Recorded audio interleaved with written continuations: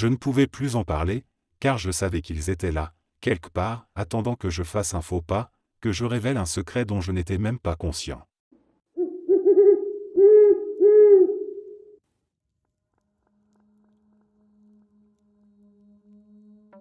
Il était presque minuit quand je suis sorti pour une promenade. J'avais besoin de décompresser, de laisser derrière moi les tracas de la journée. Les rues étaient calmes, baignées dans une lumière pâle, et l'air sentait l'été en décomposition, ce mélange d'asphalte et de brise tiède. Je ne m'attendais à rien d'inhabituel. Pourtant, cette nuit-là, j'allais être témoin de quelque chose qui me hante encore. Je marchais en direction d'un petit parc, perdu dans mes pensées, quand un bruit étrange a capté mon attention. C'était comme un froissement métallique, suivi de ce que j'imaginais être des murmures. J'ai ralenti le pas, tendu l'oreille, et c'est là que je l'ai vu. Une silhouette étrange, accroupie près des buissons, à moitié dissimulée par l'obscurité. Elle était grande, élancée, et sa peau ou ce qui lui servait de peau avait une lueur argentée qui semblait danser sous la lumière des réverbères. Il n'y avait aucun doute, ce n'était pas humain.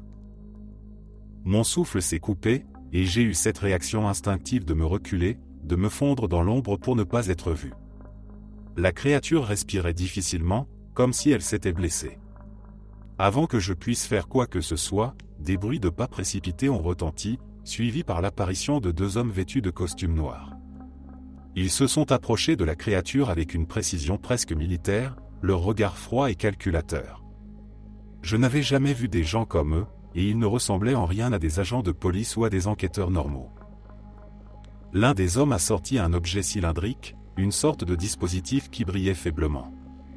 La créature a redressé la tête, ses yeux d'un bleu brillant fixant les hommes, comme si elle se préparait à ce qui allait venir.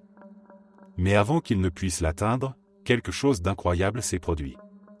Une onde presque imperceptible a parcouru l'air autour de l'extraterrestre, et sa silhouette est devenue floue, comme un mirage.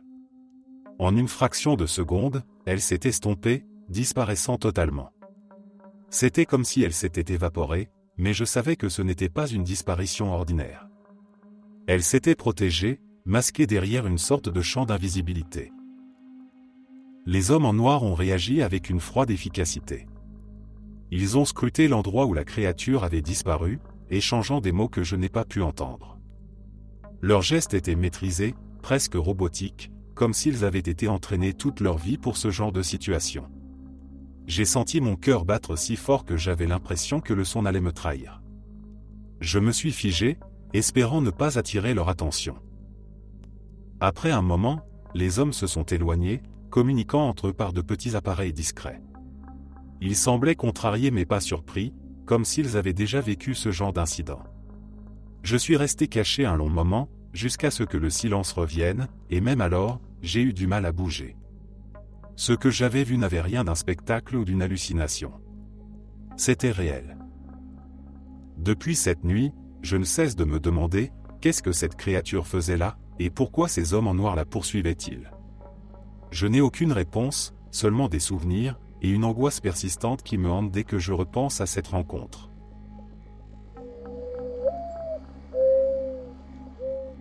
En septembre 1976, le docteur Herbert Hopkins, un médecin et hypnotiseur de 58 ans, travaillait en tant que consultant sur une affaire supposée de téléportation liée aux ovnis dans l'État du Maine, aux États-Unis. Un soir, alors que sa femme et ses enfants étaient sortis, le téléphone sonna. Un homme, se présentant comme le vice-président de l'organisation de recherche sur les ovnis du New Jersey, lui demanda s'il pouvait venir le voir pour discuter de certains détails du dossier.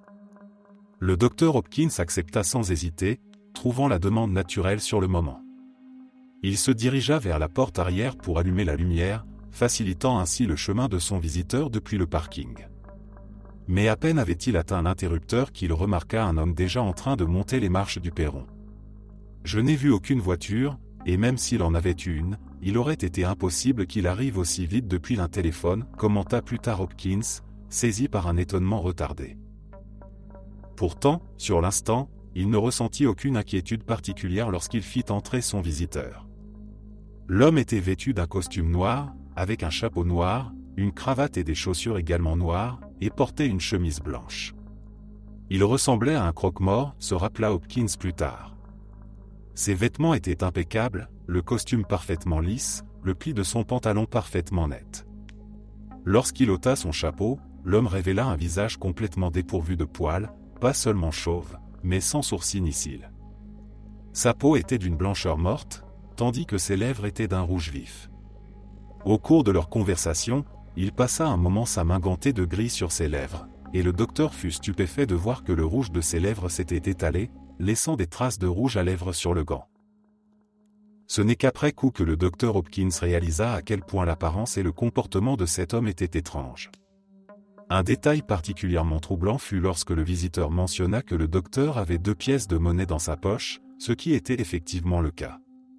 L'homme lui demanda alors d'en poser une dans sa main et de la regarder attentivement. Tandis que Hopkins fixait la pièce, elle devint floue, puis se mit à disparaître lentement, jusqu'à s'évanouir complètement. « Ni vous ni personne d'autre sur cette planète ne reverra jamais cette pièce, déclara le visiteur d'une voix plate. La conversation dériva alors vers des sujets plus généraux sur les ovnis, mais peu de temps après, Hopkins remarqua que la voix de l'homme devenait de plus en plus lente. Le visiteur se leva difficilement, chancelant, et dit d'une voix étouffée, « Mon énergie s'épuise, je dois partir, au revoir. » Il se dirigea vers la porte d'un pas incertain, descendant les marches extérieures une à une, comme s'il peinait à se mouvoir. Le docteur vit alors une lumière vive illuminer l'allée, d'un blanc bleuté, beaucoup plus éclatante qu'un simple phare de voiture. Pourtant, il supposa qu'il s'agissait de la voiture du visiteur, bien qu'il n'ait ni vu ni entendu de véhicule. Le docteur Hopkins fut profondément ébranlé par cette rencontre. Le comportement énigmatique de l'homme le bouleversa tant qu'il obéit sans hésitation à sa demande, effaçait toutes les bandes des séances d'hypnose qu'il avait enregistrées dans le cadre de son enquête et cessait toute implication dans l'affaire. Lorsqu'il essaya de retrouver des informations sur l'organisation de recherche OVNI du New Jersey, il découvrit que celle-ci n'existait pas. Le récit du docteur Hopkins reste probablement l'un des témoignages les plus précis d'une visite des hommes en noir.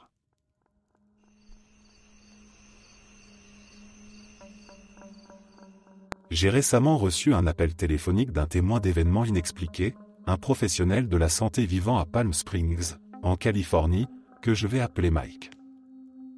Cet incident spécifique s'est déroulé durant l'hiver 1999. À l'époque, Mike, son frère, et 2 de leurs amis vivaient dans le sud-est de Los Angeles. Un après-midi, alors qu'ils traînaient chez l'un d'entre eux, ils ont tous ressenti une soudaine sensation d'urgence. Chacun a décrit ce même sentiment, une nécessité impérieuse de se rendre à un endroit précis, sans même savoir pourquoi ni ce qu'ils y trouveraient. L'envie de partir était si intense qu'ils ont fini par voler la camionnette d'un parent. Le groupe a pris la route en direction du nord-est, vers les montagnes de San Bernardino, un endroit que personne parmi eux ne connaissait bien. Mike se souvient que, tout au long du trajet, il avait la conviction qu'ils allaient dans la bonne direction, même s'il n'a aucun souvenir concret du voyage. Soudainement, les 4 jeunes hommes ont crié en même temps « Arrête !». Ils se sont retrouvés sur une route de gravier, où ils sont tous descendus de la camionnette. À ce moment-là, la nuit était déjà tombée, mais ils savaient tous dans quelle direction marcher. Mike décrit l'endroit comme un territoire de grands pins, où l'air était plus frais que celui de la ville. Mais malgré le froid, aucun d'eux ne s'en est plaint. Ils ont marché pendant environ 45 minutes, jusqu'à ce qu'ils sentent, de manière inexplicable, qu'ils avaient atteint leur destination.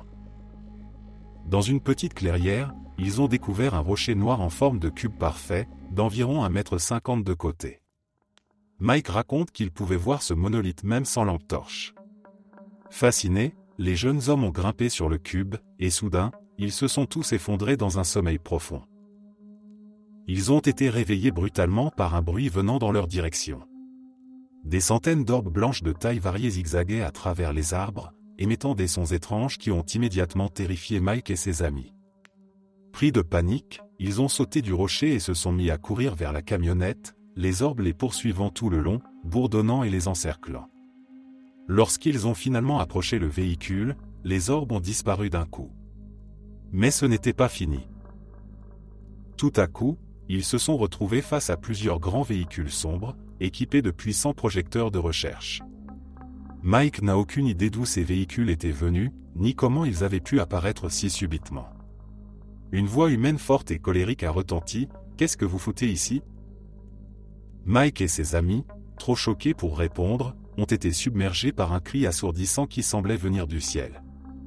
Ils se sont effondrés au sol, et c'est la dernière chose dont ils se souviennent.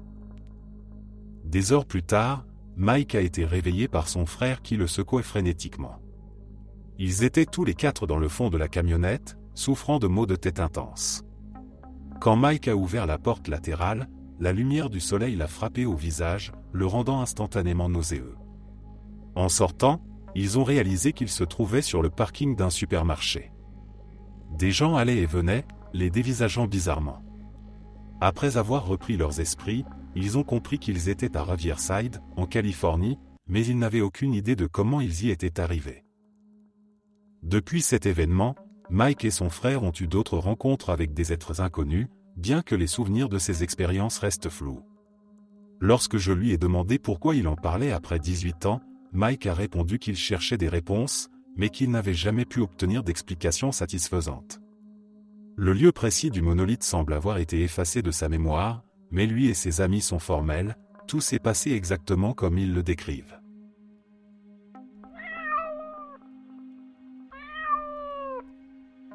C'était en avril ou mai 2006, près de Towson, dans le Maryland. Je revenais à pied de l'école, comme d'habitude, quand j'ai remarqué une créature en train de polliniser les plantes suspendues de ma mère. Ce que j'ai vu ce jour-là n'était rien de ce que j'avais jamais vu auparavant. L'insecte avait une apparence étrange, ressemblant à une sorte de crevette ailée, avec un dard pointu et quelques tentacules là où les nageoires d'une crevette se trouveraient normalement. Il mesurait entre 10 et 15 cm, un spectacle aussi fascinant qu'inquiétant. J'avais pensé à le chasser d'un geste, mais son allure menaçante m'a convaincu de m'abstenir. Alors, je n'ai rien fait et j'ai rapidement oublié cette rencontre pendant quelques jours. Mais la créature est réapparue quelques jours plus tard, et cette fois, quelque chose d'étrange s'est produit. Ce soir-là, ma famille était réunie dans la cuisine pour le dîner. Nous étions en plein milieu de notre repas lorsque la sonnette a retenti. Ma mère s'est levée pour ouvrir la porte. Je me souviens d'un éclair aveuglant, en plein milieu de la journée, et tout à coup, il semblait que 5 minutes s'étaient évaporées dans le néant. Une sorte de saut dans le temps, comme si une fraction de notre réalité avait été effacée ou suspendue. Avec le temps, certains souvenirs de cette expérience sont devenus plus clairs. À noter que j'ai subi une opération du cœur quand j'avais 15 ans, une procédure d'ablation longue de 12 heures pendant laquelle j'étais conscient, malgré les médicaments censés me faire oublier. Cela a peut-être contribué à ma capacité à retenir des détails que d'autres auraient oubliés. Pour ce qui est des hommes en noir, je me souviens d'eux comme d'hommes identiques, impeccablement habillés, à l'apparence très soignée. Ils parlaient peu, mais se montraient courtois et respectueux. Je ne peux pas affirmer qu'ils étaient des extraterrestres, mais leur teint grisâtre ou blanc leur donnait un aspect peu humain. Ce qui était troublant, c'est qu'ils semblaient déjà en savoir long sur notre famille avant même de franchir le seuil de notre porte. Ils savaient comment impressionner ma mère, et pourtant, ils n'ont jamais tenté de s'imposer. Ils ont simplement demandé à entrer, presque par politesse. Mon père, à l'époque, travaillait avec des contrats gouvernementaux classifiés et avait des amis proches au Pentagone. Peut-être cela jouait-il un rôle dans leur approche. Nous étions curieusement calmes, et c'est cette attitude qui semblait surprendre les deux hommes. Ils n'ont pas fait preuve de force ou d'intimidation. Notre cuisine, située au 2e étage de la maison, donnait sur un balcon avec des escaliers menant au jardin, où il y avait d'autres plantes suspendues. Je les ai observés ramasser la créature mystérieuse qui se trouvait sur les plantes de ma mère, puis ils sont partis sans autre incident. Avec le recul, je pense que les gens ne devraient pas avoir peur des hommes en noir, qu'ils soient humains ou non. Si ces êtres peuvent communiquer avec nous de manière compréhensible, pour moi, cela les rend suffisamment humains, du moins dans l'esprit. Ce qui mérite plus de questionnement, en revanche, ce sont les intentions des extraterrestres en matière d'enlèvement.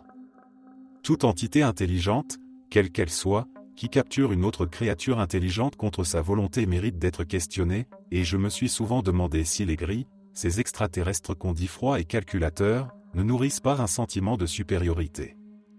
J'ai moi-même des doutes sur leur motivation réelle, d'autant plus que j'ai souffert de traumatismes liés à des épisodes de perte de temps, causant une sorte de syndrome de stress post-traumatique après une autre rencontre.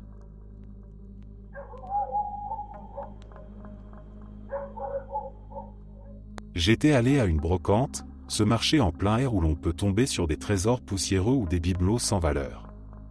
Je n'avais rien de particulier en tête, juste le désir de m'évader de ma routine. Mais ce que j'ai découvert ce jour-là m'a plongé dans une spirale de mystère dont je n'arrive toujours pas à me sortir. Je flânais entre les étals quand un vieil homme a attiré mon attention. Il tenait une petite boîte en bois, ornée de symboles que je ne comprenais pas. Curieux, je me suis approché, et il a levé les yeux vers moi avec un regard qui semblait à la fois lourd de secret et empreint de fatigue. « C'est une pièce rare » a-t-il murmuré, comme s'il me confiait un secret. « Elle a une histoire que certains préféreraient oublier. » Il a ouvert la boîte, révélant un objet qui m'a immédiatement fasciné. C'était une sorte de sphère métallique, de la taille d'un poing, qui semblait pulser faiblement sous la lumière. Des gravures complexes, comme des circuits miniatures, s'entrelaçaient sur sa surface, et une douce lueur bleue émanait de son cœur. Je ne pouvais pas détacher mon regard de ce spectacle. Contre toute logique, je l'ai acheté, le vieil homme me fixant avec un mélange d'amusement et de pitié. À peine avais-je quitté la brocante que j'ai commencé à me sentir observé. Vous connaissez cette sensation désagréable, ce frisson le long de la colonne vertébrale, comme si un regard perçait votre nuque? C'était exactement ça. Les rues semblaient soudainement trop calmes, les ombres des bâtiments trop longues. Je me suis retourné plusieurs fois, mais il n'y avait personne. Pourtant, ce sentiment ne m'a pas quitté. Ce soir-là, de retour chez moi, je n'ai pas pu m'empêcher d'examiner l'objet de plus près. Je l'ai posé sur ma table, et pendant un moment, j'ai eu l'impression qu'il me regardait. Bien sûr, c'était ridicule. Mais quand j'ai passé la main près de sa surface, la lueur bleue a semblé réagir, devenant plus vive, et un bourdonnement sourd a empli l'air. Mon cœur s'est emballé. J'ai reculé, renversant ma chaise, et la sphère s'est éteinte. J'ai essayé de me rassurer, de me dire que ce n'était qu'un jouet élaboré, une illusion. Mais je savais que ce n'était pas le cas. Le lendemain, les choses ont empiré. Je suis sorti faire des courses, essayant de me changer les idées, quand j'ai remarqué deux hommes en costume noir stationnés près de mon immeuble.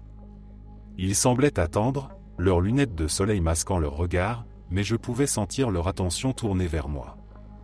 Je suis resté figé, mon esprit paniquant. Ils n'étaient pas là par hasard. Ils savaient pour la sphère. Rentré chez moi, je n'ai pas eu le temps de verrouiller la porte que quelqu'un frappait. Mon sang s'est glacé. Je l'ai ouverte lentement, et les deux hommes étaient là, aussi inexpressifs que des statues de marbre. « Nous savons que vous possédez un objet qui ne vous appartient pas, » a dit l'un d'eux, sa voix basse et ferme. « Remettez-le nous, et nous n'aurons pas de problème. » Je ne sais pas ce qui m'a pris, mais j'ai menti. J'ai prétendu que je ne comprenais pas de quoi ils parlaient, que je n'avais rien d'inhabituel chez moi. Ils ont échangé un regard, et je pouvais sentir leur patience s'amenuiser. « Ne jouez pas à ce jeu », a ajouté l'autre. Certains objets sont dangereux, même pour ceux qui les touchent accidentellement. Ils sont partis, mais pas avant de m'avoir averti que des conséquences suivraient si je ne coopérais pas. Le soir, j'ai essayé de me débarrasser de la sphère. J'ai roulé jusqu'à un lac isolé, les jeté aussi loin que je pouvais, et j'ai prié que ce soit suffisant. Mais en rentrant chez moi, elle était de retour, posée sur ma table comme si elle n'avait jamais quitté l'appartement. J'ai crié de peur, le cœur battant à tout rompre. Elle ne voulait pas être abandonnée. Depuis, ma vie est devenue un cauchemar. Les hommes en noir ne sont jamais loin, me suivant comme des ombres sinistres. Et la sphère continue de pulser, de me chuchoter des secrets que je ne comprends pas. J'essaie de faire comme si tout est normal, mais je sais que je suis en train de jouer un jeu que je ne peux pas gagner, un jeu où les règles m'échappent.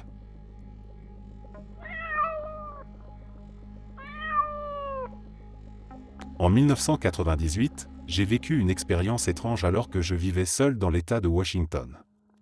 Un jour, j'ai aperçu un homme mince d'origine asiatique, vêtu d'un costume noir avec un chapeau, exactement comme on les décrit habituellement dans les récits de rencontres avec les hommes en noir. Mais ce qui m'a le plus marqué, c'est la manière incompréhensible dont il se déplaçait. J'ai du mal à trouver les mots pour expliquer ce que j'ai vu. Il marchait clairement en ligne droite, mais le mouvement semblait défier toute logique. C'était comme si mon cerveau n'arrivait pas à comprendre pourquoi, malgré un rythme de marche normal, il avançait si lentement. Ce n'était pas un handicap ou un problème de motricité. Ses jambes bougeaient de manière régulière, mais son corps était incliné vers l'avant, comme s'il luttait contre une force invisible. La meilleure comparaison que je puisse donner, c'est que cela ressemblait à quelqu'un qui essaie de marcher dans une piscine, l'eau ralentissant chacun de ses pas, sauf que lui marchait sur la terre ferme, sans aucune entrave visible. Il portait aussi des lunettes de soleil et avait la bouche figée dans une expression sévère, impassible. Il ne ressemblait pas à une personne ordinaire, il y avait quelque chose d'indéfinissable, presque surnaturel, dans son apparence. Ce qui m'a encore plus troublé, c'est le sentiment qu'il voulait être vu. Il n'y avait personne d'autre autour, et pourtant, j'avais la nette impression qu'il se montrait intentionnellement, comme s'il savait que j'étais là, à l'observer depuis ma fenêtre. L'homme traversa lentement l'allée devant le complexe d'appartements, puis disparut de ma vue. Je ne l'ai jamais revu, mais cette image est restée gravée dans mon esprit, avec une impression de mystère et de malaise qui me hante encore.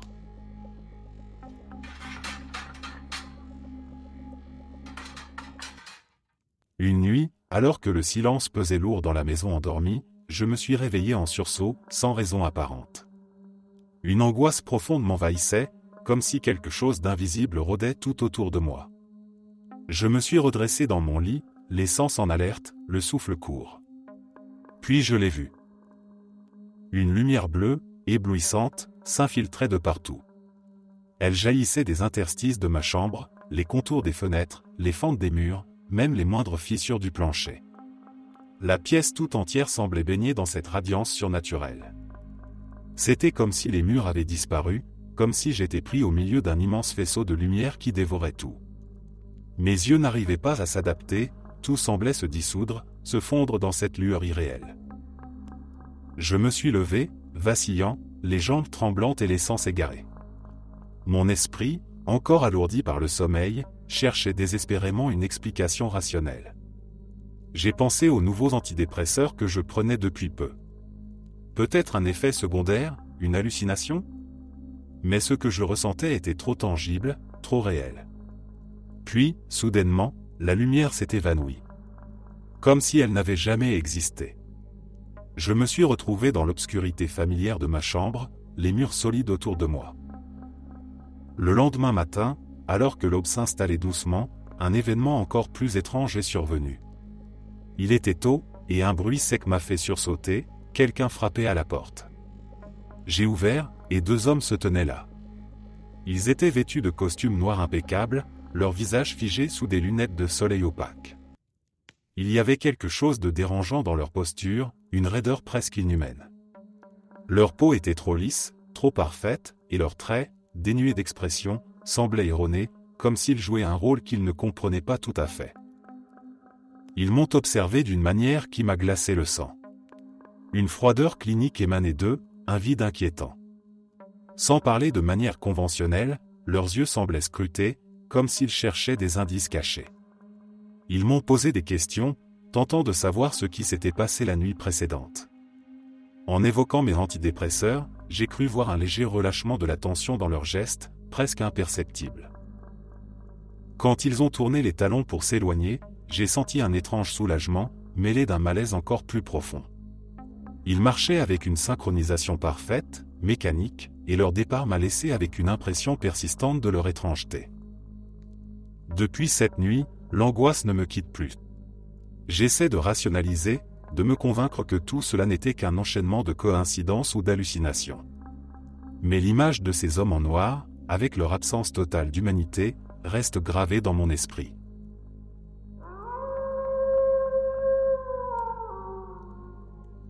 Il y a quelques années, j'ai vécu ce que je crois être une rencontre avec les hommes en noir.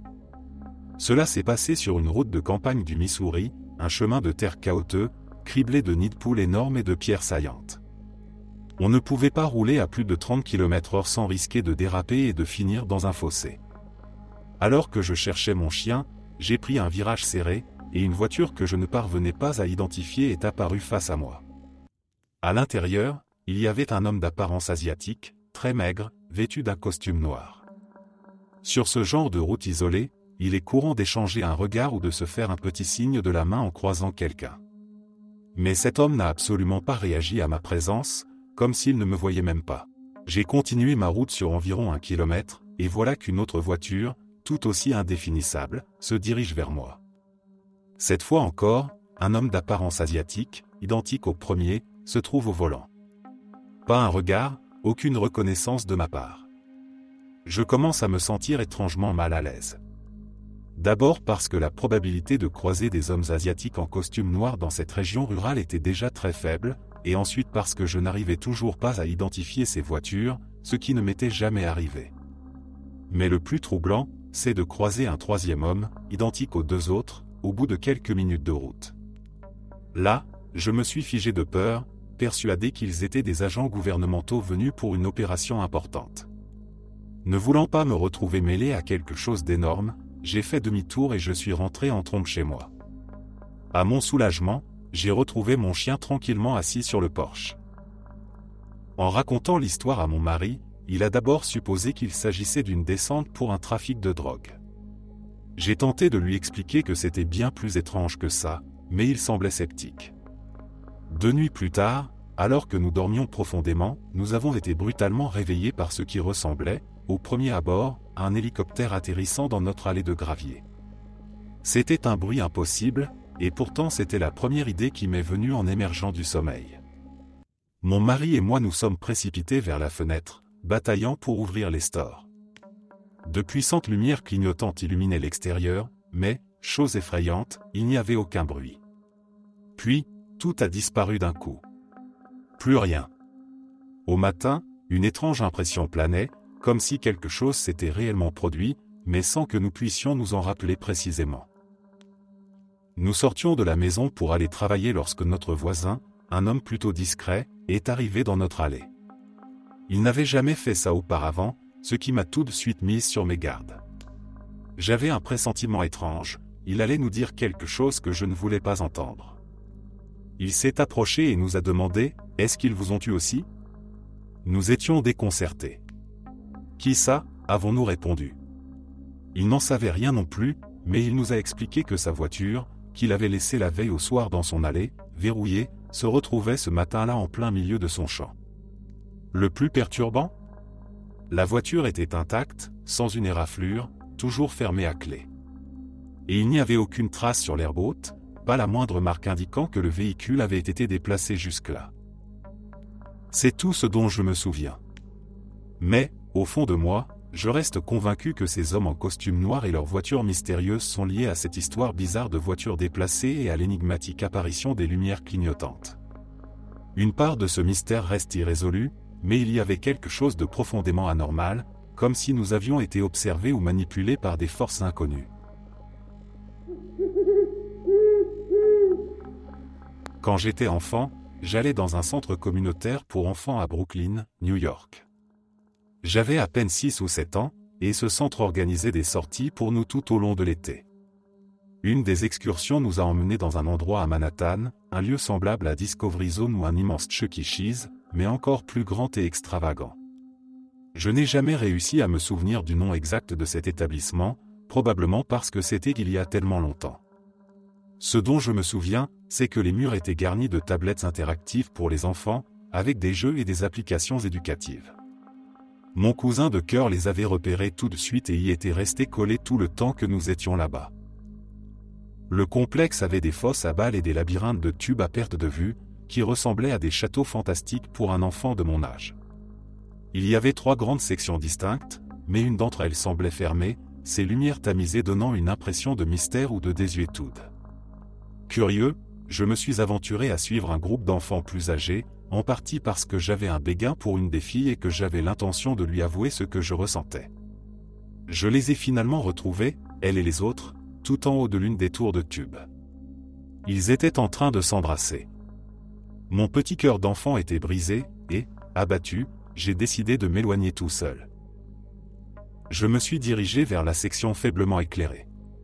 Au milieu, il y avait une énorme colline rembourrée qui se terminait par une fosse à balles, avec une corde suspendue au-dessus pour se balancer de l'autre côté. J'ai dévalé la rampe en me laissant rouler sur le sol, et, en me redressant, j'ai soudain vu une scène qui m'a glacé d'effroi. Juste devant moi, un jeune garçon était étendu, face contre terre, complètement immobile. À ses pieds et à sa tête se tenaient deux hommes vêtus de costumes noirs, le crâne rasé, portant des lunettes de soleil noires.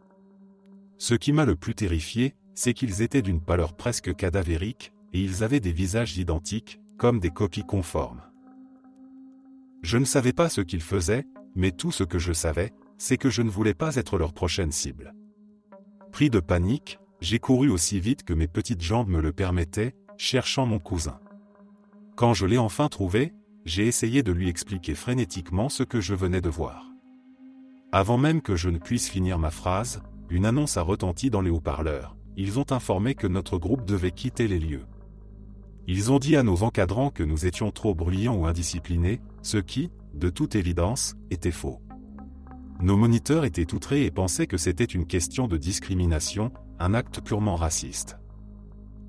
Je n'ai jamais raconté à personne ce que j'avais vu, probablement parce que j'étais mort de peur. À l'époque, il n'y avait pas encore de film Men in Black, ni l'accès à l'Internet tel que nous le connaissons aujourd'hui. Pourtant, ces hommes mystérieux vêtus de noir restent un souvenir inexplicable, ancré dans ma mémoire, un mystère qui continue de me hanter même des années plus tard.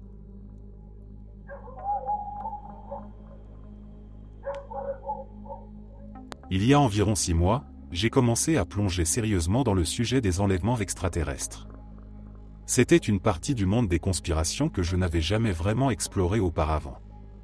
En me plongeant dans ces récits et en étudiant les différents témoignages, je me suis dit, ce serait quand même drôle si je commençais à penser que j'étais moi-même un enlevé, simplement à force de passer trop de temps sur ces sujets. Mais même si je ne pense pas être un abducté, j'ai réalisé qu'il se passe quelque chose d'étrange avec ma famille. En parlant d'ovnis et d'extraterrestres, j'ai repensé à une vieille histoire que ma mère avait racontée, selon laquelle elle avait vu un ovni.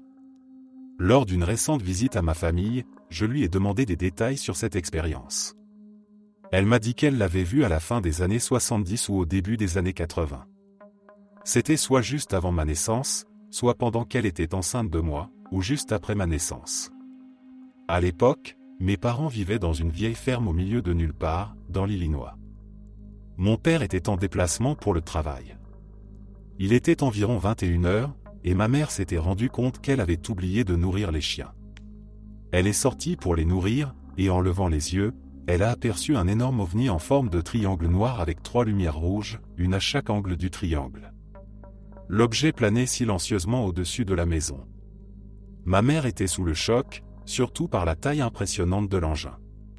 Elle se souvient que l'ovni s'est lentement éloigné en glissant au-dessus de la ligne des arbres. Je dois lui demander si les chiens avaient un comportement étrange ou s'ils mangeaient normalement, c'est un détail qui pourrait être important.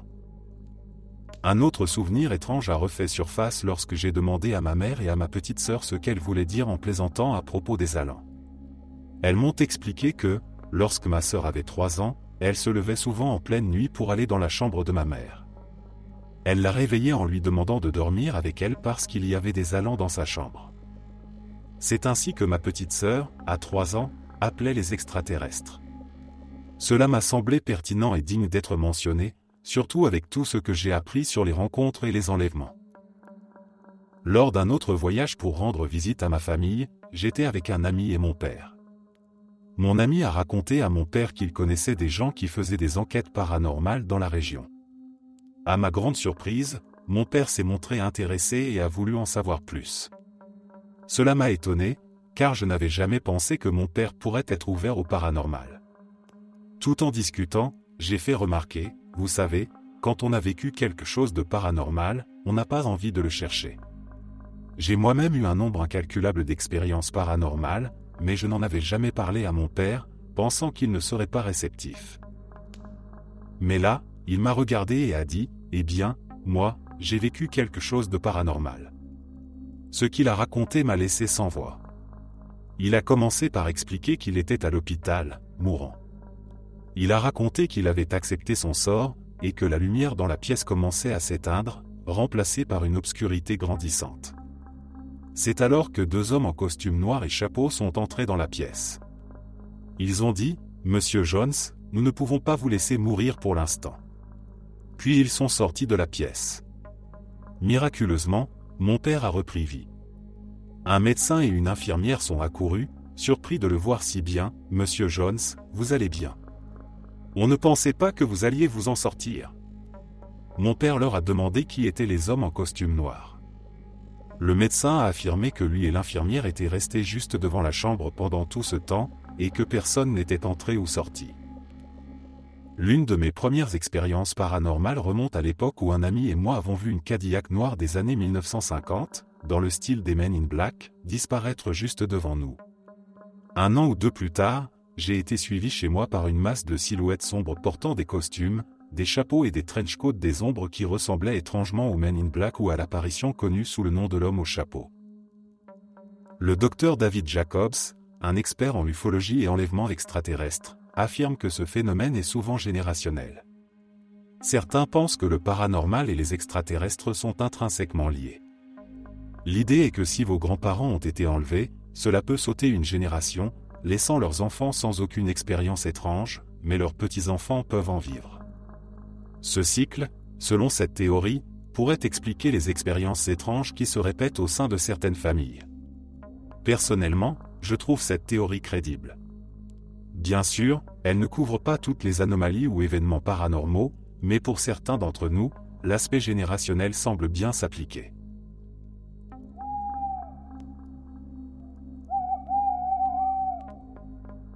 C'était en 2006, ma mère et moi roulions sur une route de campagne à 2 voies en Floride. Une vieille route usée par le temps, où les marques de voies étaient presque complètement effacées. Les voitures pouvaient à peine se croiser sans risquer une collision. De chaque côté, la végétation foisonnait, des arbres couverts de mousse et des buissons envahissants bordaient la chaussée. En conduisant, nous avons passé une petite clairière où un grand grillage en barbelé entourait ce qui semblait être une piste d'atterrissage pour avion. Là, garée tout près de la clôture, une voiture noire stationnait. 2 hommes étaient assis à l'avant, parfaitement immobiles. Vêtus de costumes noirs, avec cravate et chapeau à large bord, ils ressemblaient à des statues. Nous les avons longuement fixés en passant, mais ils ne bougèrent pas d'1 centimètre.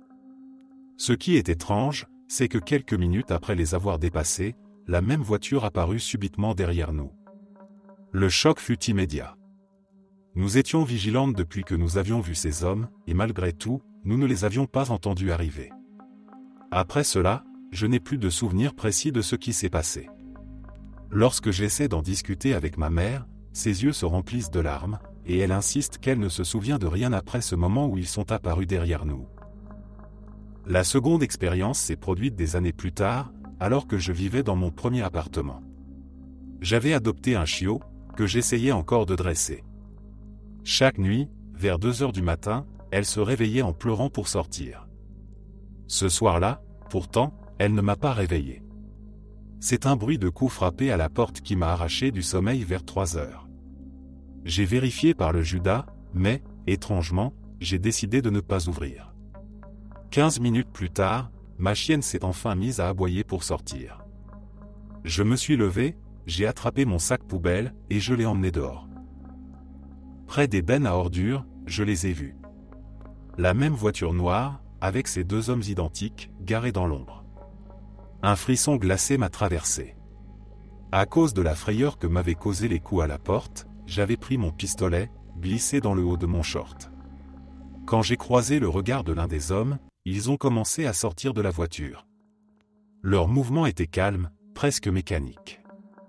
Terrifié, j'ai laissé tomber mon sac poubelle, ramassé ma chienne, et reculé lentement vers l'appartement. Ils se sont avancés, mais dès que ma main a cherché le pistolet, ils se sont figés. Absolument immobiles, sans même cligner des yeux.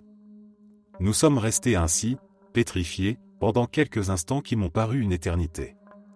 Puis j'ai pris la fuite en courant, ne m'arrêtant qu'une fois en sécurité dans mon appartement. Je ne les ai plus revus ce soir-là. Depuis, je les croise par moments. Que je sois en voiture pour aller en ville ou en train de dîner à l'extérieur, leur voiture noire réapparaît, avec ces 2 mêmes silhouettes impassibles à l'intérieur. Ils ne m'ont jamais approché de nouveau, mais la sensation d'être surveillé ne m'a jamais quitté. Alors, devrais-je m'inquiéter? Dois-je prendre des mesures pour me protéger? Pourquoi me suivraient-ils? Le mystère reste complet, mais les apparitions répétées ne peuvent être une simple coïncidence. Une part de moi se demande s'ils m'observent, s'ils attendent quelque chose. Mais de quoi exactement? Il n'y a pas de réponse facile. Peut-être qu'un spécialiste des phénomènes paranormaux pourrait éclairer ce mystère, mais ce qui est sûr, c'est que cette histoire reste profondément troublante.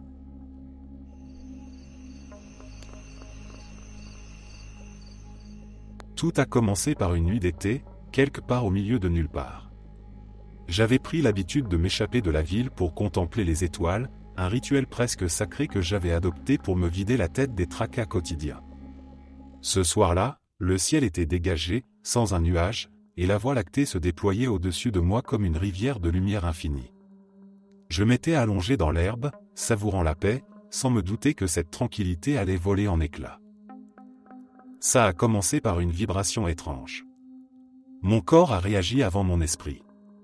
Une onde de choc invisible s'est propagée dans l'air, secouant le sol sous moi, et avant que je puisse me redresser, une lumière blanche, aveuglante, a fendu le ciel. C'était comme si une étoile avait décidé de descendre sur terre. Je me suis levé d'un bond, le cœur battant si fort que je l'entendais dans mes tempes. Au-dessus du champ voisin, un objet flottait.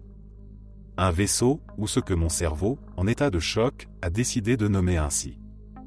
Il était immense, métallique, émettant des pulsations de lumière rythmées. Le son qui l'accompagnait n'avait rien d'humain, un bourdonnement grave, presque hypnotique, qui vibrait dans mes os. J'étais paralysé, incapable de détourner le regard. C'est là que tout a coupé. Comme si quelqu'un avait appuyé sur un interrupteur dans mon esprit. Je me suis réveillé, assis dans ma voiture. Les phares étaient toujours allumés, braqués sur l'étendue d'herbe devant moi. Mon téléphone affichait une heure impossible, comme si j'avais été aspiré dans un trou noir pendant 2 heures entières. Mon cerveau essayait de se raccrocher à quelque chose de logique, mais c'était comme tenter de rattraper de l'eau avec les mains. Le lendemain, j'ai tenté d'en parler à des amis. J'espérais une explication, ou au moins un peu de soutien, même s'ils me prenaient pour un fou. Mais avant même de finir de raconter, 2 hommes sont entrés dans le café où je travaillais. Des types en costume noir impeccable, le genre de personnes qui se fondent dans la masse tout en dégageant quelque chose de profondément menaçant. L'un d'eux s'est dirigé droit vers moi, un sourire en coin, et m'a appelé par mon prénom. J'ai ressenti un frisson me glacer l'échine. Je n'avais jamais vu ces hommes de ma vie. Ils ont commencé à poser des questions, d'une voix calme et douce, mais chaque mot me donnait l'impression d'être acculé. Où étais-je la veille? Avais-je parlé à quelqu'un d'inhabituel? J'ai tenté de nier, de faire comme si je ne comprenais pas. Mais leur regard perçait à travers mes mensonges. Le plus grand des deux a sorti un objet métallique. Une sorte de cylindre qui ressemblait vaguement à une lampe de poche, mais quelque chose dans mon esprit a hurlé de peur rien qu'en le voyant. Ce que tu as vu, c'était un rêve, a dit l'homme, ses yeux fixés sur les miens. Il a appuyé sur un bouton, et le cylindre a émis une lumière vive, douloureuse. J'ai cligné des yeux, et l'instant d'après, j'étais de retour dans le café, debout derrière le comptoir, sans me souvenir de comment j'étais arrivé là. Mon patron m'a jeté un regard inquiet, disant que j'avais l'air absent depuis un moment. Depuis, je me sens brisé. Des morceaux de souvenirs flottent à la surface de ma conscience, des images floues d'êtres aux formes inconcevables, de lumières éclatantes et de sensations impossibles à décrire. Parfois, une angoisse sourde me serre la poitrine, comme si mon esprit se débattait contre ce qui a été effacé. Les bourdonnements sont revenus, aussi. Pas tout le temps, mais assez pour me rappeler que, quoi qu'ils aient essayé de me faire oublier, une partie de moi s'en souvient encore.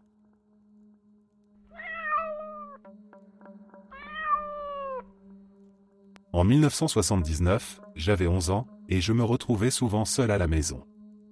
Mes parents travaillaient tous les deux, mon père avait un emploi à temps plein, et ma mère était souvent absente pour des raisons que je ne comprenais pas complètement à l'époque. Un après-midi, je rentrais de l'école à vélo. J'avais laissé mon vélo dans le jardin de devant et joué un peu dehors lorsque j'ai remarqué une voiture noire de type Lincoln s'arrêter de l'autre côté de la rue. 4 hommes en sont sortis, tous vêtus de costumes noirs. Ils portaient également des chapeaux noirs, des cravates noires et des chemises blanches. 3 d'entre eux étaient de la même taille, mais l'un d'eux était plus petit et corpulent. C'était l'été, il faisait chaud, et leur tenue sombre semblait complètement inappropriée pour le climat. Pourtant, ils étaient habillés de façon identique. Ces hommes ont commencé à traverser la rue en direction de ma maison. Une peur intense m'a saisi immédiatement. Je ne les connaissais pas, et leur présence était étrangement menaçante. J'ai laissé tomber mon vélo sur le sol, couru jusqu'à la porte d'entrée, et me suis précipité à l'intérieur pour appeler mon père. Je me souviens d'avoir décroché le téléphone et crié « Papa, il y a 4 types qui viennent vers la maison.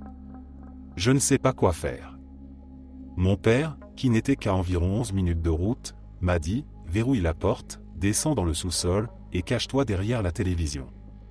J'arrive tout de suite. » Terrifié, j'ai obéi. Je suis descendu en courant les escaliers du sous-sol, où je gardais mon fusil 30 à 30. Je savais où étaient les munitions, alors je les ai rapidement attrapées. De ma cachette derrière la télévision, j'avais une vue partielle sur la porte arrière. Je me rappelle avoir vu les silhouettes de 2 des hommes à travers la vitre, le plus grand et l'homme plus corpulent. Puis, tout d'un coup, une lumière intense a inondé la pièce. Le souvenir suivant, c'est mon père qui arrive en hurlant mon nom, franchissant la porte à toute vitesse. J'étais toujours recroquevillé derrière la télévision, mais le fusil était posé à côté de moi, complètement déchargé. Toutes les balles avaient disparu, et je n'ai aucun souvenir de ce qui s'est passé dans l'intervalle de 11 minutes entre mon appel et l'arrivée de mon père. Encore aujourd'hui, je fais un rêve récurrent, environ une fois tous les 1 ou 2 ans, où je revis cette scène. Chaque détail est gravé dans ma mémoire, les hommes sortant de la voiture, traversant la rue sans même jeter un coup d'œil, comme s'ils n'avaient aucune crainte des voitures ou du danger. Mais malgré tous mes efforts pour me rappeler ce qui s'est passé après la lumière brillante, c'est comme un mur noir dans ma mémoire. Je me souviens uniquement de leur silhouette à la porte et du flash éblouissant. La suite est un vide total. Quand je me suis réveillé, j'étais allongé sur le dos, le fusil soigneusement placé à côté de moi comme si je l'avais rangé moi-même. Mais il n'y avait plus une seule balle dans ce fusil. Ce souvenir reste un mystère qui me hante encore aujourd'hui.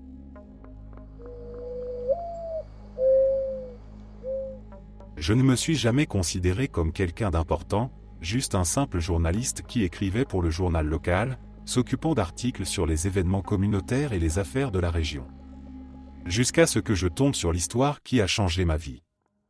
Je travaillais sur un dossier qui semblait inoffensif au départ, un vieux fermier prétendant avoir vu quelque chose d'inhabituel dans le ciel au-dessus de son terrain. Il avait décrit des lumières étranges, des bruits graves, et une silhouette massive qui semblait flotter sans un bruit. C'était le genre d'histoire que je classais habituellement dans la rubrique faits divers pour remplir une page, rien de plus. Mais en creusant un peu, je me suis rendu compte que ce n'était pas un cas isolé. D'autres fermiers dans les environs avaient rapporté des phénomènes similaires, et quelques-uns avaient même disparu brièvement, ne réapparaissant qu'avec des souvenirs flous et des cauchemars oppressants. Intrigué, j'ai décidé de creuser plus profondément, et c'est là que tout a dérapé. Un soir, en rentrant chez moi après avoir interviewé un autre témoin, j'ai remarqué une voiture noire garée de l'autre côté de la rue, ses phares éteints. Elle n'était pas là quand je suis parti plus tôt, et un pressentiment m'a saisi. En entrant chez moi, j'ai trouvé mon appartement sens dessus dessous, comme si quelqu'un l'avait fouillé méthodiquement. Mon ordinateur, qui contenait mes notes et mes enregistrements, était parti. Mon cœur battait la chamade. Je me suis senti exposé, traqué. Le lendemain, je suis allé voir mon rédacteur en chef. J'espérais qu'il prendrait la menace au sérieux, mais il m'a regardé avec un air las. « Tu t'attaques à quelque chose de trop gros pour toi » a-t-il murmuré, avant de me montrer la porte. Sa réaction m'a mis en alerte. Il en savait plus qu'il ne voulait bien l'admettre. Mais avant que je puisse le confronter, 2 hommes en costume sombre ont débarqué dans notre salle de rédaction. Je les ai observés, nerveux, alors qu'ils s'approchaient de moi. L'un était grand, aux traits sévères, avec un regard qui semblait scruter au-delà de la surface. L'autre paraissait plus jeune, mais il dégageait une froideur inquiétante. Ils m'ont appelé par mon nom, bien qu'aucun ne se soit présenté. Le plus grand a parlé le premier, me demandant calmement de les suivre. J'ai refusé, mais leur attitude n'était pas négociable. Le plus jeune a sorti un badge, qui ressemblait vaguement à une identification gouvernementale, mais il était dépourvu de tout symbole ou indication claire. « Ce que tu poursuis est un terrain dangereux », a dit l'aîné, sa voix douce mais terriblement menaçante. Ils m'ont parlé de sécurité nationale, du bien commun, et de ce que cela signifiait pour moi de ne plus poser de questions. Ils m'ont menacé de rendre mon existence misérable, de détruire ma réputation, et même d'effacer ma vie si je continuais à enquêter. Mais ce n'était pas seulement de simples menaces. Plus tard dans la semaine, je me suis retrouvé dans une situation que je n'avais pas anticipée. Un appel m'a réveillé au milieu de la nuit, un des témoins que j'avais interviewé avait été retrouvé mort, apparemment victime d'un accident de voiture. Mais rien ne me semblait accidentel là-dedans. Puis, des mails cryptés sont arrivés dans ma boîte, provenant d'une source anonyme. Ils parlaient d'une conspiration gigantesque, une collaboration secrète entre des gouvernements puissants et des entités venues d'ailleurs. J'ai commencé à devenir paranoïaque, vérifiant chaque voiture qui semblait me suivre, chaque visage que je ne reconnaissais pas. Les Men in Black n'étaient pas seulement des fantômes qui apparaissaient pour effacer la mémoire. Ils étaient là pour garder un secret, et ce secret était beaucoup plus vaste que je ne pouvais l'imaginer. Un soir, je me suis retrouvé seul, l'esprit en ébullition, avec la certitude qu'il n'y avait plus de retour possible. Le choix se résumait à cela, me taire et rester en vie, ou poursuivre la vérité et disparaître comme tant d'autres avant moi. Jusqu'à aujourd'hui, je ne sais toujours pas pourquoi ils ne m'ont pas encore effacé. Peut-être que j'ai encore quelque chose qu'ils veulent. Ou peut-être qu'ils aiment me voir me consumer dans cette paranoïa constante, à attendre le moment où ils frapperont. Ce que je sais, c'est que la vérité est là, quelque part, et elle attend que quelqu'un soit assez fou pour l'exposer.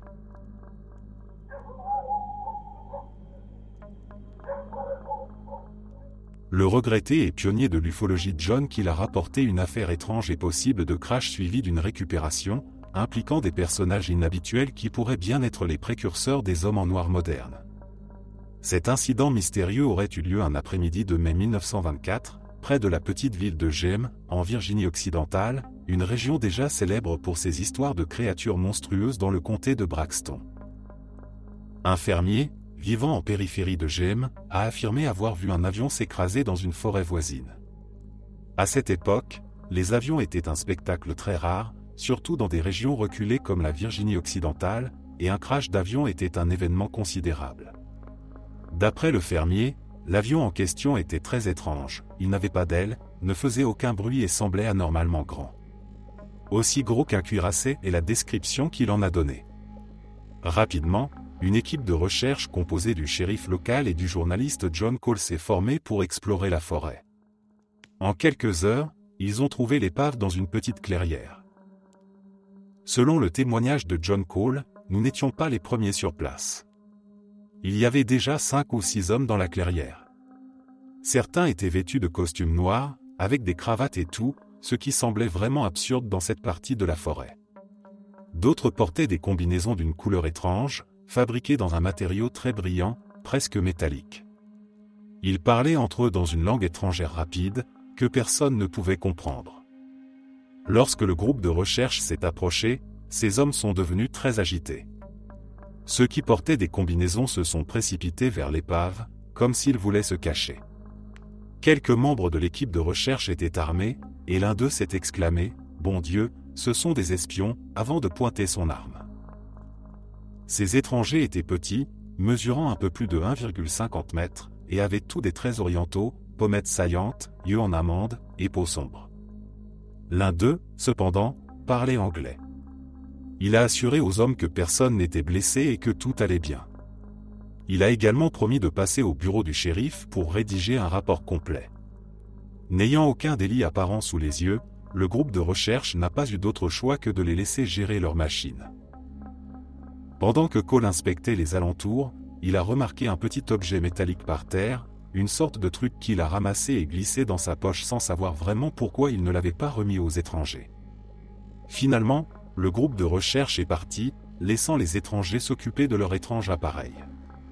Selon Keel, l'engin ne ressemblait pas à un avion capable de voler. Cela ressemblait à un fuselage moderne, avec des fenêtres, mais il manquait des ailes, de la queue, ou de tout élément de propulsion visible. C'était un objet imposant, mesurant environ 22 mètres de long, qui occupait toute la clairière. De retour chez lui à Weston, Cole était épuisé de sa longue journée de marche et s'est immédiatement couché. Vers 3 heures du matin, il a été réveillé par quelqu'un frappant violemment à sa porte. En ouvrant, il a trouvé un homme en uniforme militaire américain, portant un large chapeau comme ceux que l'on utilisait à l'époque, avec des guêtres autour des jambes. Malgré cet uniforme, l'homme ressemblait étrangement aux étrangers de l'épave, même peau sombre, mêmes yeux en amande, mais il était un peu plus grand. « Vous avez ramassé quelque chose aujourd'hui » a-t-il dit. « Nous en avons besoin. » Cole, encore à moitié endormi, ne comprenait pas d'abord ce que l'homme voulait dire, puis il s'est souvenu du petit objet métallique. Il l'a sorti de sa poche. « C'est ça que vous cherchez ?» L'homme n'a rien répondu. Il a pris l'objet, s'est retourné, et est parti sans un mot, sans cheval ni voiture apparente. Le lendemain, Cole a commencé à se poser des questions. Comment cet officier avait-il réussi à le localiser? Curieux, il est retourné dans les bois quelques jours plus tard, mais la clairière était vide. L'herbe et les buissons étaient écrasés là où l'appareil avait été, mais il n'y avait aucune autre trace des étrangers ou de leurs machines. Après la visite de cet étrange officier, Cole a supposé qu'il s'agissait peut-être d'une opération militaire secrète et a préféré ne plus s'en mêler.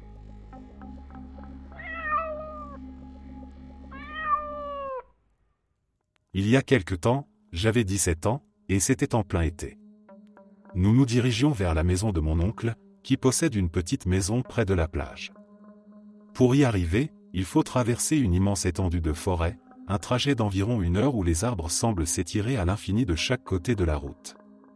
Ce matin-là, le soleil venait de se lever, inondant tout d'une lumière douce et dorée. C'était un de ces moments calmes et simples, jusqu'à ce que quelque chose de vraiment étrange se produise. Je me souviens que mon père avait baissé le volume de sa musique pour consulter le GPS. J'observais la forêt défiler à toute vitesse par la fenêtre, et c'est là que j'ai remarqué quelque chose d'inhabituel, il n'y avait aucune autre voiture sur la route. Aucune derrière nous, aucune devant. Nous n'avions croisé personne depuis que nous étions partis de chez nous, mis à part en quittant l'allée de notre maison. Et pourtant, c'était l'été, en Oregon, une région habituellement pleine de vie et d'activité en cette période. Cela m'a semblé incroyablement étrange. J'ai continué à regarder les arbres défiler, et c'est là que c'est devenu franchement bizarre.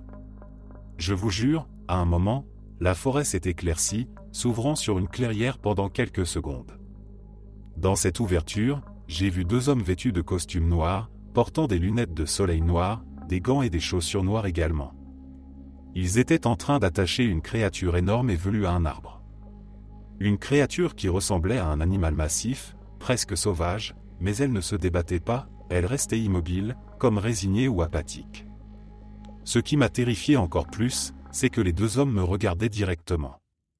Pas la voiture, mais moi, leur regard verrouillé sur le mien. Comme s'ils savaient que je les avais vus.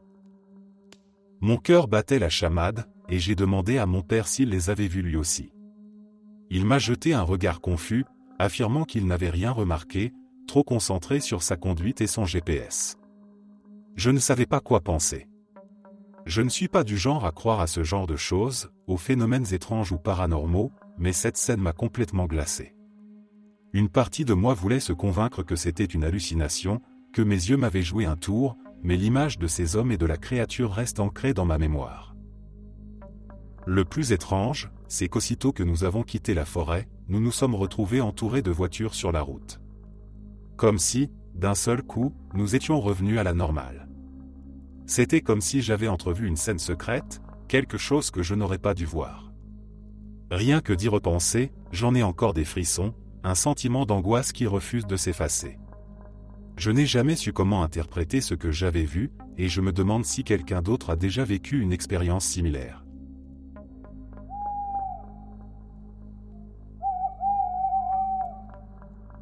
Quand mon grand-père est mort, personne ne s'attendait à ce qu'il laisse quoi que ce soit d'exceptionnel.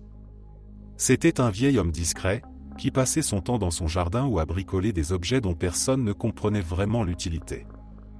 Mais en triant ses affaires, je suis tombé sur une malle au fond de son grenier, cachée sous une bâche poussiéreuse. Elle était cadenassée, et il m'a fallu un certain temps pour la forcer. Ce que j'y ai trouvé, je ne m'y attendais pas. Des dossiers jaunis, des cartes annotées de points mystérieux dans le monde, et des photos en noir et blanc de ce qui semblait être des vaisseaux dans le ciel. Il y avait même des lettres, écrites à la main, avec des détails sur des rencontres avec des entités. Mon grand-père parlait d'une collaboration secrète avec une organisation appelée les Men in Black, et de sa mission pour protéger la Terre contre des menaces que le public ne devait jamais connaître. J'ai tout lu avec incrédulité, persuadé qu'il avait dû perdre la tête dans ces dernières années. Mais les preuves étaient accablantes. Des rapports détaillés de phénomènes inexplicables, des croquis de technologies avancées que je ne pouvais pas comprendre, et des mentions de lieux où des incidents extraterrestres avaient été dissimulés. Le plus troublant était une note écrite à la va-vite, adressée à moi. « Si tu lis ceci, fais attention. Ils sauront que tu as découvert la vérité. » J'ai ri nerveusement, essayant de me convaincre que ce n'était qu'un délire de vieil homme, jusqu'au moment où j'ai entendu du bruit devant chez moi. Je suis allé jeter un œil par la fenêtre, et j'ai vu une voiture noire garée de l'autre côté de la rue. 2 hommes en sont sortis, vêtus de costumes noirs, marchant lentement vers ma porte. Mon cœur s'est arrêté. J'ai paniqué, refermant la malle et essayant de tout cacher comme si cela pouvait changer quoi que ce soit. Les hommes ont frappé, un coup sec et précis. Quand j'ai ouvert, ils m'ont regardé d'un air impassible. « Nous devons parler de ce que vous avez trouvé », a dit l'un d'eux, d'une voix qui ne tolérait pas de réponse. Mon esprit a filé à toute vitesse, cherchant un échappatoire. Mais je n'avais pas de plan, aucune idée de ce que je devais faire. J'ai tenté de prétendre que je ne comprenais pas, que je n'avais rien vu d'important. Mais ils semblaient lire en moi, chaque mensonge, chaque mouvement. Finalement, après ce qui m'a semblé être une éternité, ils m'ont averti, doucement mais clairement, que tout ce qui avait appartenu à mon grand-père devait être détruit. Pour votre sécurité, ont-ils dit. Quand ils sont partis, je savais que ma vie ne serait plus jamais la même. Depuis, je fais des cauchemars. Je rêve de lumière dans le ciel, de formes obscures qui me regardent. Et cette malle, même si je l'ai cachée dans l'endroit le plus reculé de la maison, me hante encore. Parce que maintenant, je sais que certaines vérités ne sont pas faites pour être découvertes.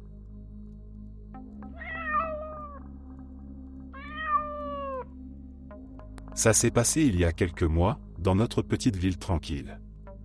Rien d'extraordinaire ne se produisait jamais ici, des marchés fermiers le week-end, des matchs de foot au stade local, et des après-midi à traîner avec mes amis. Mais tout ça a changé du jour au lendemain, littéralement.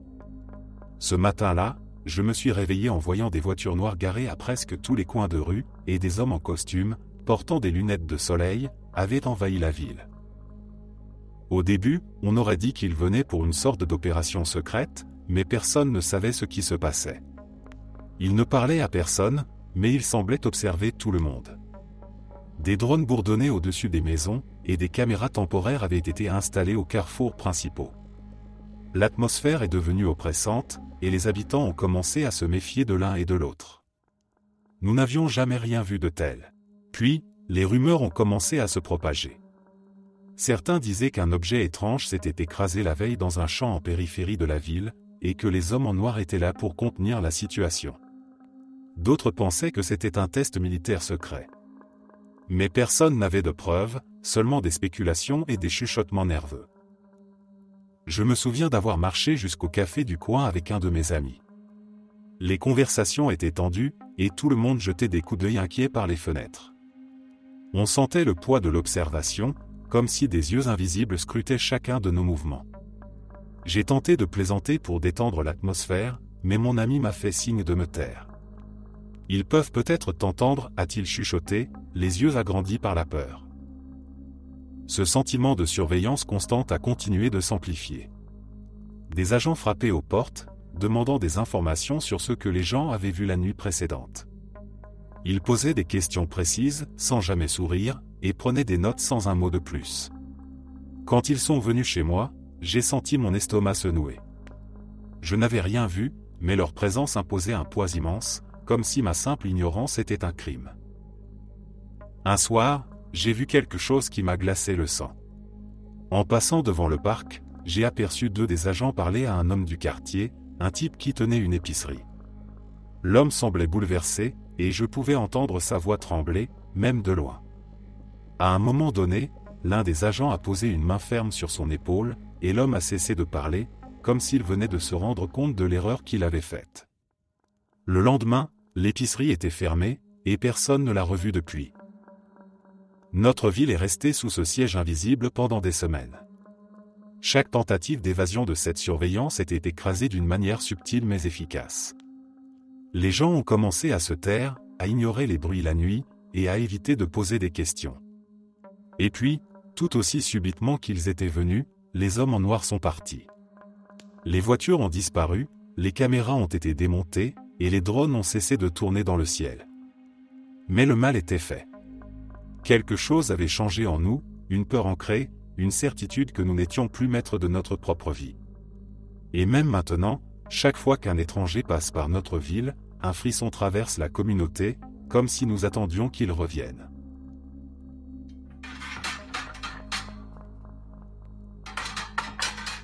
Je n'ai jamais été du genre à chercher les ennuis, mais parfois, l'ennui vous pousse à faire des choses stupides. C'était un de ces soirs, l'un de ceux où le silence de la nuit vous rend nerveux, où l'air semble chargé d'une énergie inexplicable.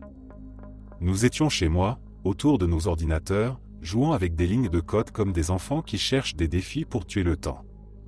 On s'est mis à parler de sécurité informatique, de ce qui se cache derrière les réseaux les plus protégés, et quelqu'un a lancé une idée complètement folle: on pourrait essayer de pénétrer un réseau classé ultra secret, juste pour voir jusqu'où on peut aller.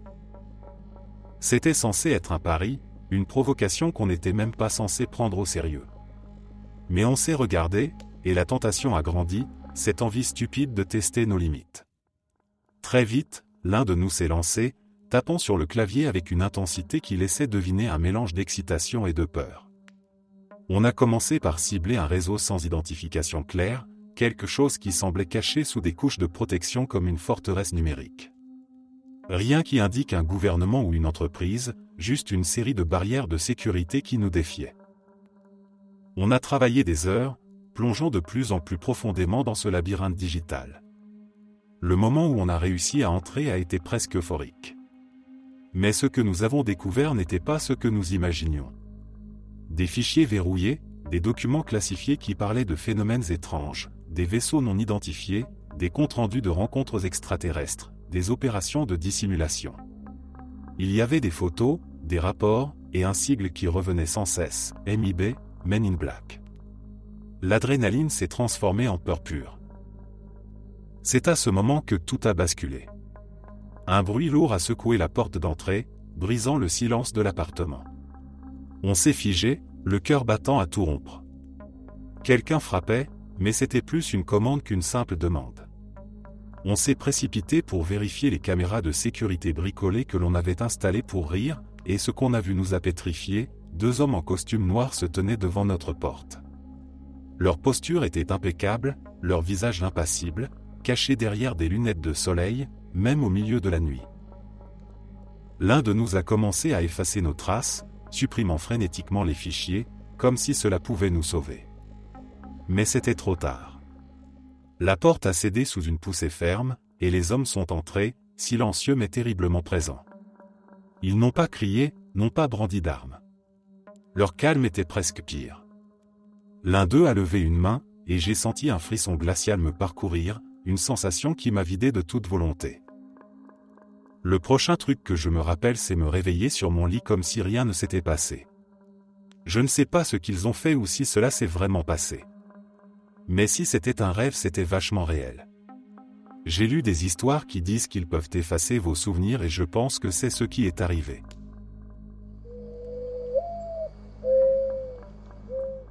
Tout a commencé par une migraine lancinante, une douleur si vive qu'elle me coupait le souffle et faisait battre mon cœur à un rythme effréné. Je m'en souviens comme si c'était hier, je m'étais réveillé en pleine nuit, le crâne en feu, et j'avais l'impression que quelqu'un enfonçait des aiguilles brûlantes dans mes tempes. La pièce autour de moi semblait vaciller, et ce n'est qu'en haletant que j'avais pu me lever et aller boire de l'eau. Mais même ça ne suffisait pas. Quelque chose n'allait pas, et je le sentais dans mes os. Je n'avais pas encore réalisé à quel point les choses allaient devenir étranges. Quelques jours plus tôt, j'avais aperçu une lumière aveuglante traverser le ciel depuis la fenêtre de ma chambre. Une lueur qui n'avait rien à voir avec un avion ou une étoile filante. Elle s'était déplacée avec une grâce mécanique, s'arrêtant en plein vol avant de disparaître comme si elle n'avait jamais existé. Je m'étais persuadé que c'était une hallucination ou un simple phénomène atmosphérique, mais j'avais tort. C'est à partir de cette nuit-là que les migraines ont commencé, accompagnées de visions. Des flashs qui me frappaient l'esprit avec la force d'un éclair, comme des souvenirs que je n'avais jamais vécus. J'étais allongé sur une table froide, entouré d'une lumière blanche qui m'aveuglait.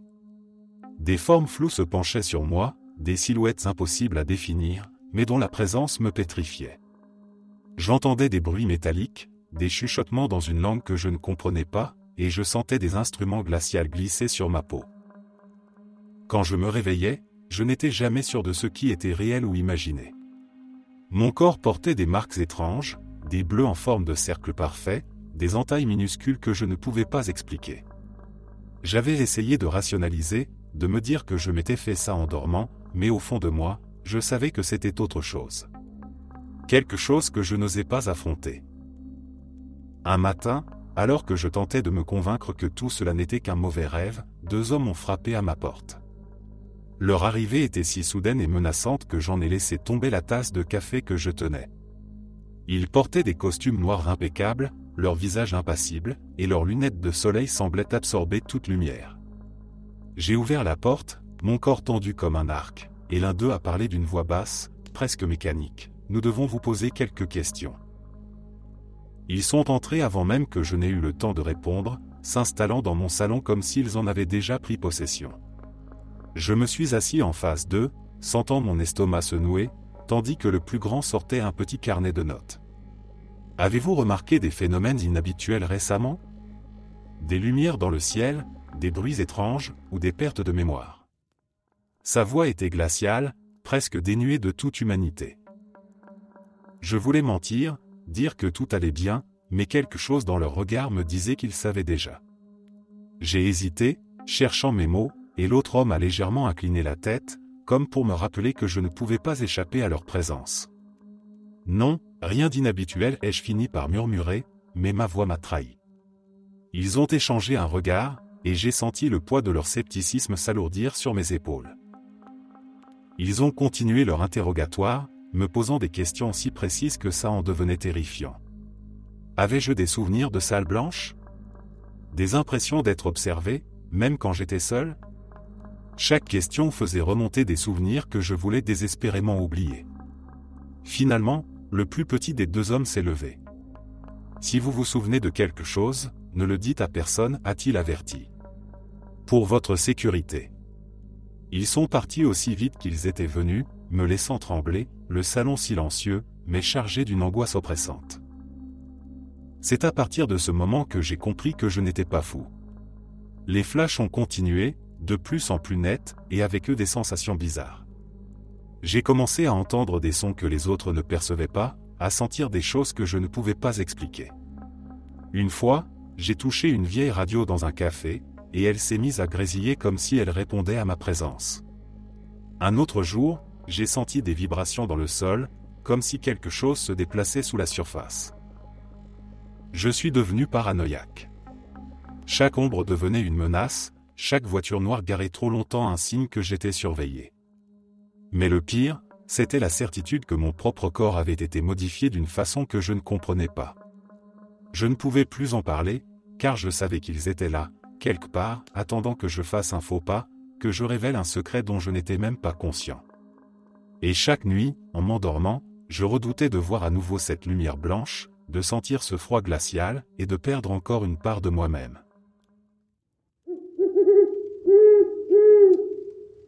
Merci d'être resté jusqu'à la fin.